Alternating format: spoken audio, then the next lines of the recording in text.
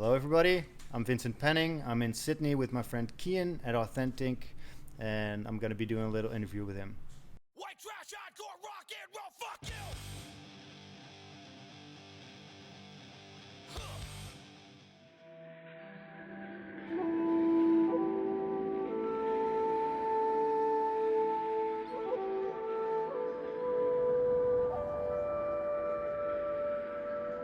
Last time I was here, Yeah.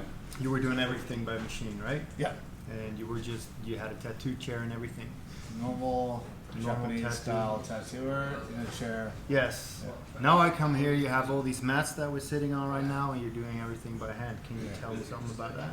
Yeah, so it was a progression. So I'd always wanted to do tabori, and obviously being Japanese style, I wanted. I've been mixing my own sumi for several years, and I make my own needles before with machine.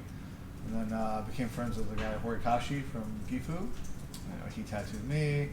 I went to Japan, hung out with him. He came here, did a guest spot. He's a tabori artist, and so I just honestly, dude, I bought tabori equipment from Horiyoshi like 5 years ago, but no instructions. Just like here's some needles, here's a jig, here's a stick. Have at it. All right. I went from sitting in a chair like a normal person to sitting cross-legged for 6 hours every day. Fucked my hip and had to get physio. But I mean, it took a year of pain until I finally got it figured out. Just struggling with everything. Right. And so, like, Horikashi taught me stuff, but he was also on the same. He was just a little bit ahead. He was a machine artist as well, who became a tabori artist. So we were both kind of learning together. It's changed everything. It's like my machine work was, simple but detailed, if you know what I mean. Like simple with the lines, but a lot of details in the color and the textures, and I put a lot of patterns and stuff. So I've had to back that off a little bit with tabori for now until I can get the edges sharp, and then I'll introduce more of that as I go, kind of thing, right? So it's definitely changed. I draw a lot more now. I draw every day for an hour before work. By doing tabori, it got me more involved in the process of what I'm doing. It stopped being I draw for my projects and I tattoo these hours to these hours. But I always took tattooing seriously. But with tabori, it was, I'm making every needle. I'm grinding only by hand. I'm drawing everything on freehand now. I don't really use stencils anymore. You know what I mean? So it's a whole other level deep I've gone. You know what I mean? So it's all related. Before I'd spend, I'd spend a night drawing a dragon, let's say. I'd do over a couple of nights, and I'd have my dragon stencil, and that would be it. Now I'll spend like a week drawing the same dragon over and over and over and over again, and then I'll freehand it.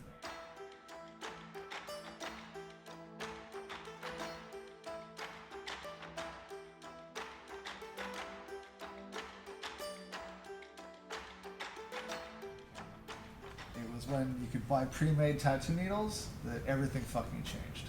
It wasn't buying the ink, it wasn't fucking the internet, it wasn't iPads, it was buying pre-made needles.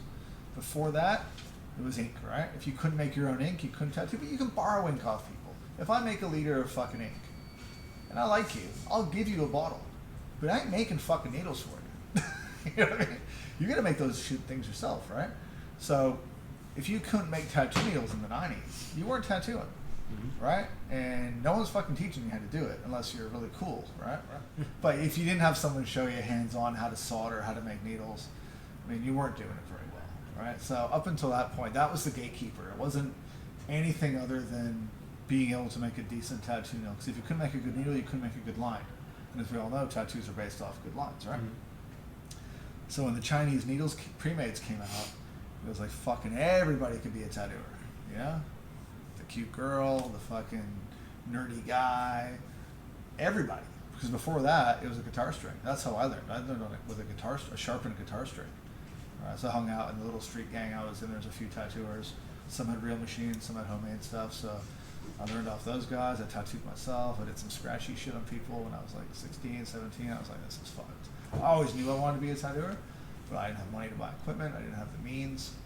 So when I got a bit older, when I was like 22, 93, I've been saving up, spent all my money on a Huck Spalding Super Saver tattoo outfit #2. Got that, got it all fucking set up, did a little tattoo on myself, and went to a shop and bullshitted my way into a fucking job. Worked there for like 6 months, kind of figuring shit out without any help. And then I went and got a job with Crazy Iceland. He mentored me.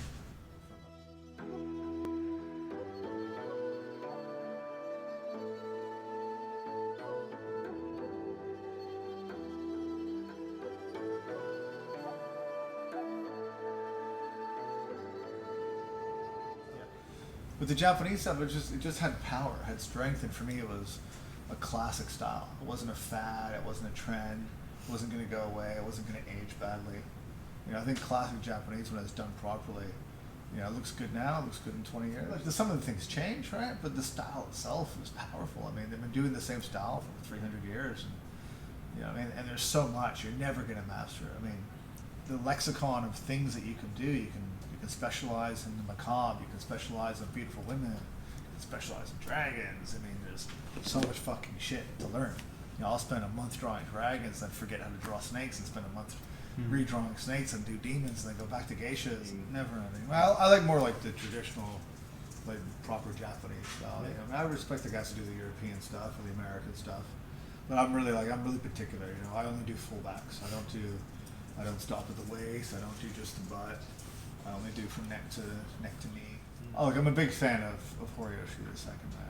Like, just for backgrounds and shit.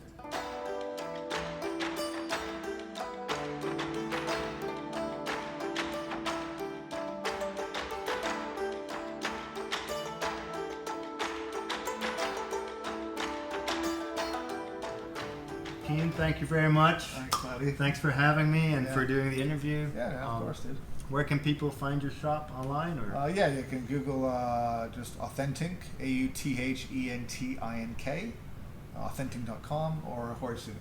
As far as I know, I'm the only Horisumi going right now. Cool. So if you go Horisumi, you'll find the shop and find me. Cool. Thanks. Thanks, dude.